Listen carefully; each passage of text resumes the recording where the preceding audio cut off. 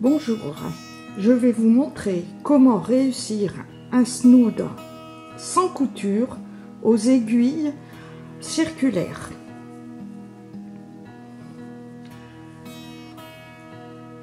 Alors je vais employer un point simple qui est le point mousse. C'est un snood qui sera sans couture avec plusieurs différents types de laine et différentes couleurs. Très facile à réaliser pour des débutantes.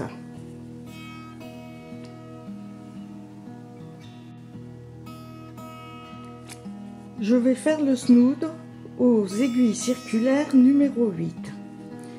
Donc, il vous faudra 110 mailles, puisque 10 par 10, c'est 11 mailles.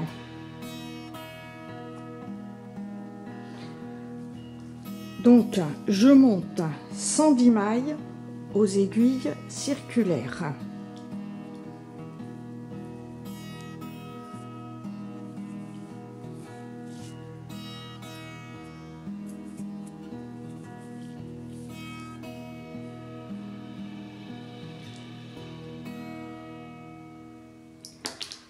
Alors, la difficulté, c'est de ne pas vriller le snood.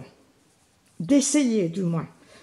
Si par exemple, comme moi j'ai fait, j'ai vrillé une fois, j'ai mal tourné, mais comme le snood sera vrillé de toute façon, ça n'a pas d'importance.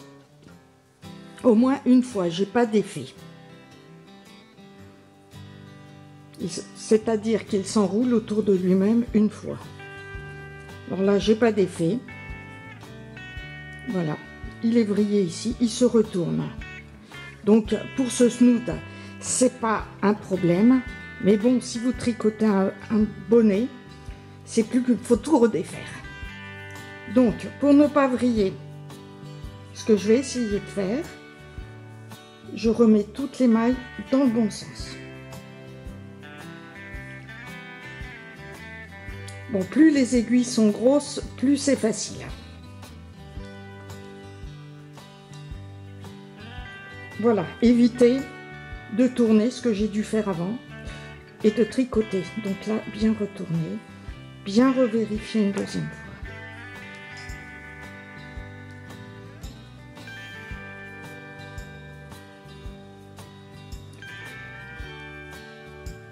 Voilà. Ensuite, on a fini de monter les mailles. Donc on retourne.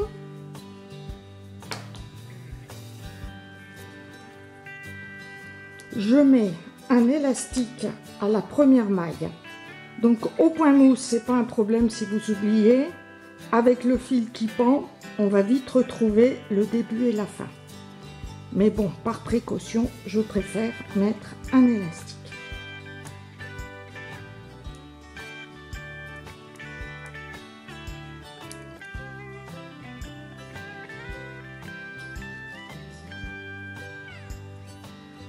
Donc je retourne, je revérifie que tout est dans le bon ordre.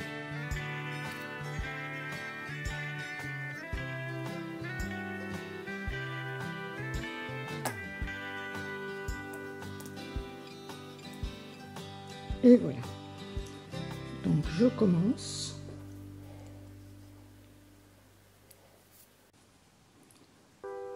Je tricote toutes les mailles à l'endroit.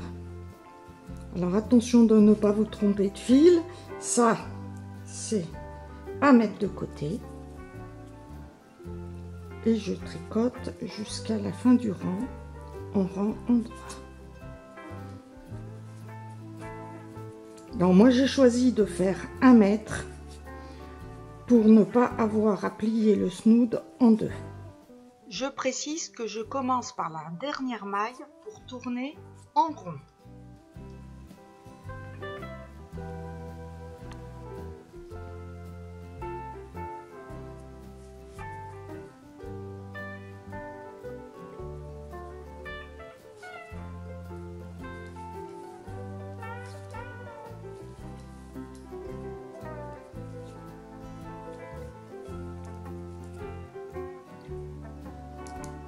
Voilà, j'ai terminé mon rang. Bon, moi, j'enlève l'élastique qui me gêne, parce qu'au point mousse, c'est très facile à repérer, puisqu'on ne va pas continuer à l'endroit puisqu'on tourne en rond, parce que si on continue à l'endroit comme ceci, on fait du jersey.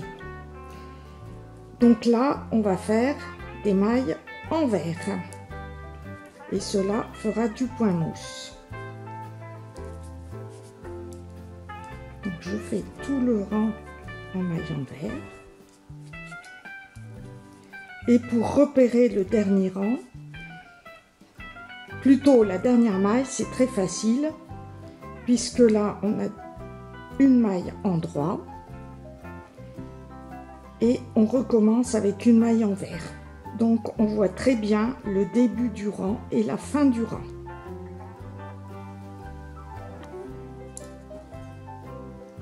J'arrive à la fin du rang, donc il me reste 3 mailles. On voit bien que les 3 dernières mailles, je les tricote en renvers.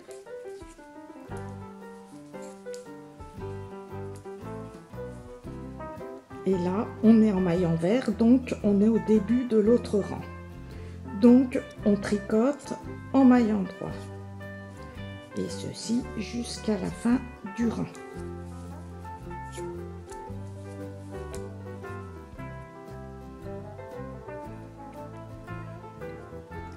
Et on tricote comme ceci en rond, environ 4 cm. Voilà, j'ai terminé mes 4 cm. Arrivé à la fin du rang, on prend le fil pour arrêter les mailles. Alors, on prend le double, c'est-à-dire on coupe à 2 mètres, parce qu'on ne va pas arrêter les mailles avec l'aiguille auxiliaire, mais avec une aiguille à coudre, pour que le point soit réversible et ressemble à du point mousse. Voilà, je coupe environ 2 mètres. Je prends une grosse aiguille. Et pour arrêter les mailles d'une façon point mousse, voilà comment je procède. Alors là, on a bien arrêté à la fin du rang. J'ai terminé par une rangée en droit.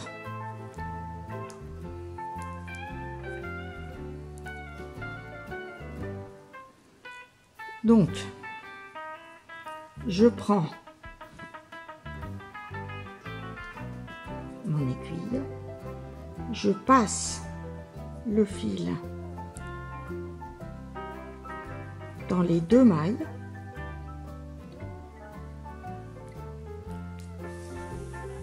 je tire. Alors ça c'est le plus long à faire au début parce que ça fait 2 mètres.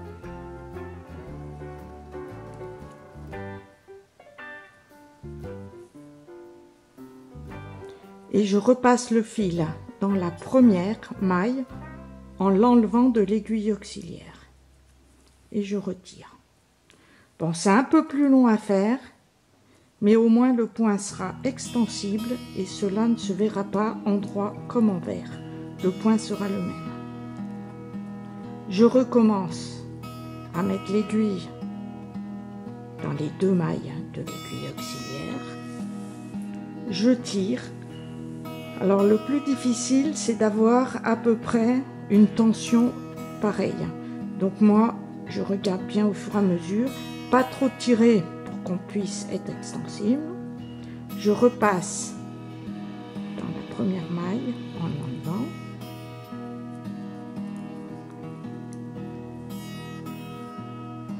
Je retire.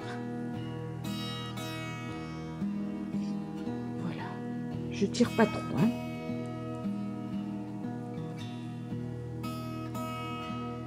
On a bien l'effet point mousse. Je recommence et ceci jusqu'à la fin du rang.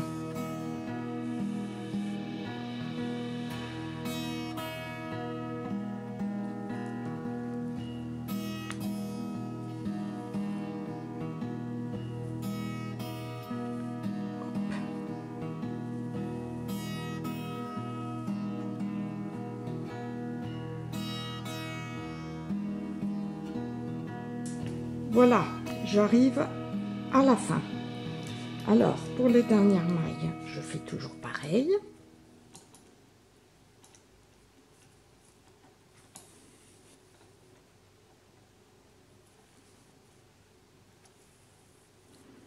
Pour les deux dernières, je passe mon aiguille, je repasse dans la première et je repasse dans la dernière.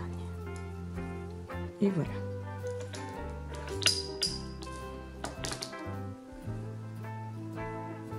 Alors, après, on repasse pour arrêter le fil.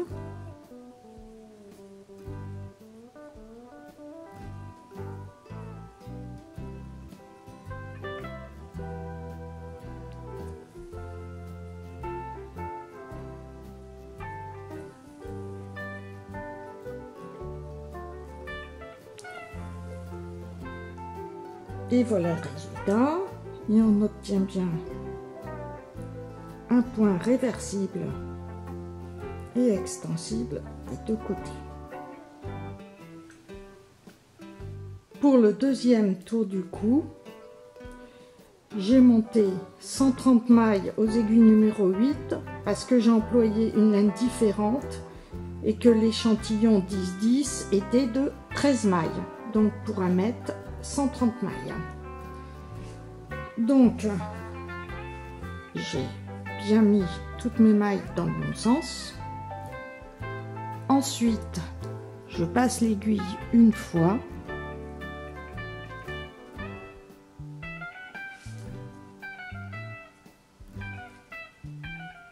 Je repasse une deuxième fois.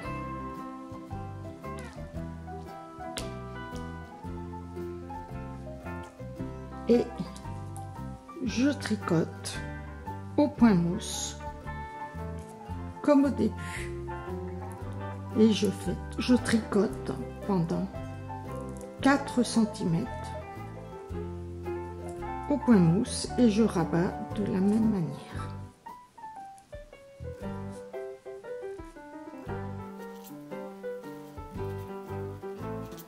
Donc bien sûr, voilà. Et après on mettra en place à la fin. Et on fait cela autant de fois que l'on veut, en essayant de temps en temps pour voir si ça passe toujours autour de la tête. Et voilà le résultat, une fois qu'on a bien tout mis en place. Et on recommence autant de fois que l'on veut. Alors toujours 1 mètre, parce qu'autrement on agrandit plutôt qu'on rétrécit. De plus, je voulais vous prévenir que l'on ne fait pas ça pour un enfant en bas âge, parce qu'il y a un risque de strangulation. C'est pour ça, moi, je ne l'ai fait qu'en taille adulte. Bon, on peut le faire à partir de 8 ans, hein. Ce n'est pas un problème. J'ai choisi de le faire sur 1 mètre, mais on peut le faire sur 80 cm pour qu'il soit moins lâche, ou 1,50 m pour le doubler.